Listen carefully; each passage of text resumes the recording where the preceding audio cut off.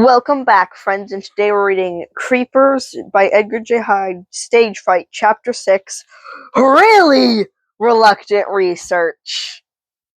Melissa looked at her watch. 4:30 on the dot. Where were they? Just then she heard the chatter of their voices as they reached the top of the hill and joined her. That was when I had to have the bandage applied, finished Joe. So embarrassing. There was Katie skating and touring like a professional, and I had to go and fall, and of course it just wouldn't stop bleeding, which was awful.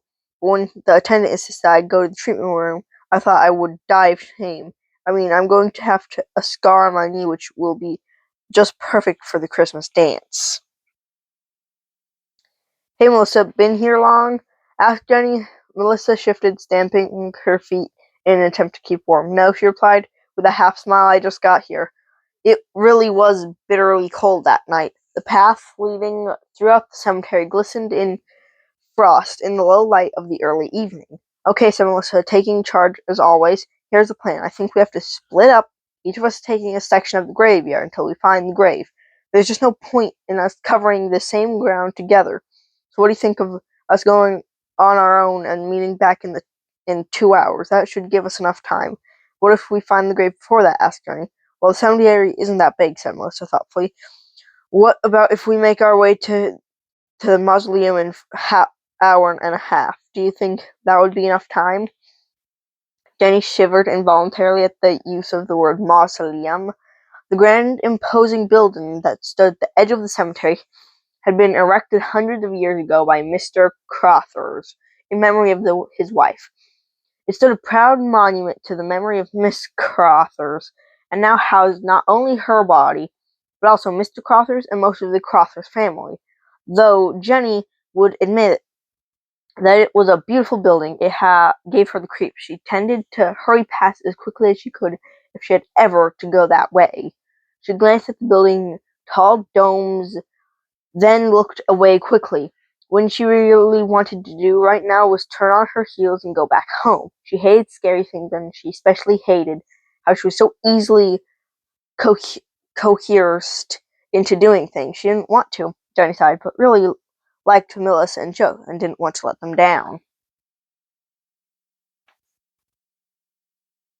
Sure, Johnny said with mock enthusiasm. That should be fine. Who's taking which path? After some discussion, the girls set off, each with their own direction, private thoughts, and each equally determined to be the one to find the gravestone first. The graveyard forked off into 3 section roads, and the girls took one each.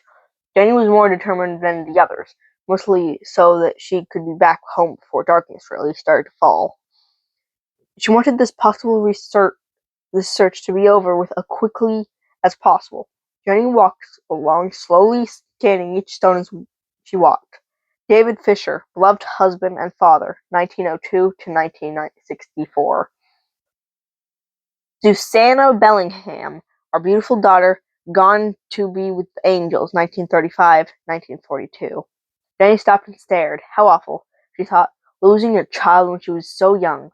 She wondered what happened to a little girl, an accident maybe, or an illness that could probably be cured nowadays, still not back in 1942.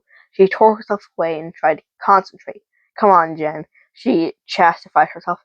You're not here to ponder over people's deaths. You're here to find Gwendolyn's grave. She moved on, her eyes concentrated on the name of each gravestone. She did not come across Gwendolyn once, but the last name was wrong and the dates it didn't fit. Across Gwendolyn once. She walked past gravestones that were so old they had toppled over. She passed others that had fresh flowers strewn in front of them. She couldn't quite make up her mind which ones she disliked most. After an hour, she had covered one whole side of the path and turned to make her way back down the other side. It was getting darker now, and she found that she was having to step close to the graves to make up inscriptions. She was sorry that had forgotten to bring a flashlight and wondered how the other 2 girls were doing. Halfway back down the path, she felt the first splash of rain. Great, she thought, just what you want. Stuck in the middle of the graveyard on a cold November night, with rain pouring down on top of you. She squinted up at the blackened sky. The rain grew heavier, and she quickened her pace. Making her way toward the mausoleum, if she was lucky, Either Joe and Miss Lo would have found the grave now, and they could all get out of this place. The remaining gravestones were merely given quick glances as Jenny walked. Now, in the direction of the mausoleum, there was no sign of her two friends when she walked up. Jenny stood outside for a few minutes, the rain much heavier now, dripping off her jacket and soaking into her jeans. They must have gone inside, she thought. You'd have to be nuts to stand out here getting wet.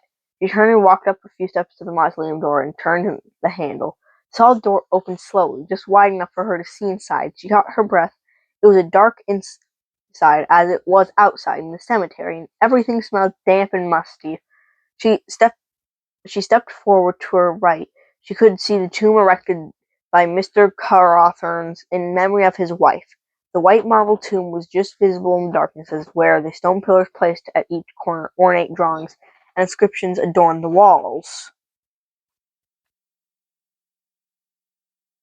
Though Jenny could not make out exactly what they were, Melissa Joe she tried to call. Though her voice was no more than a whisper, she cleared her throat and tried again, calling to her friends aloud at this time. She had started to edge her way forward now, and was aware of another huge tomb on her left. This one had the shape of a man carved in marble, etched on top of it. Jenny, her eyes growing more accustomed to the dark, could make out the outline of his face. How creepy, she thought, unable to understand why anyone would want a likeness of themselves put in such an awful place.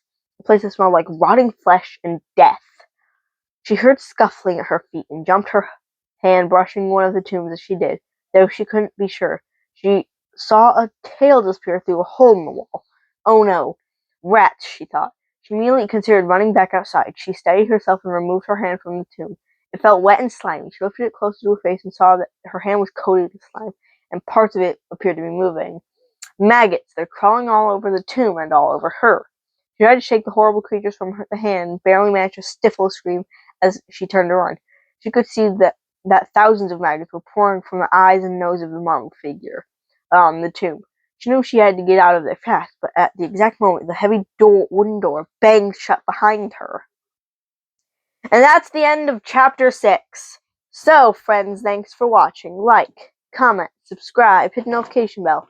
Follow us on our social media, Funkyplaybrothers, Funkyplaybrothers, and please remember to subscribe to our YouTube. Thanks for watching. Bye!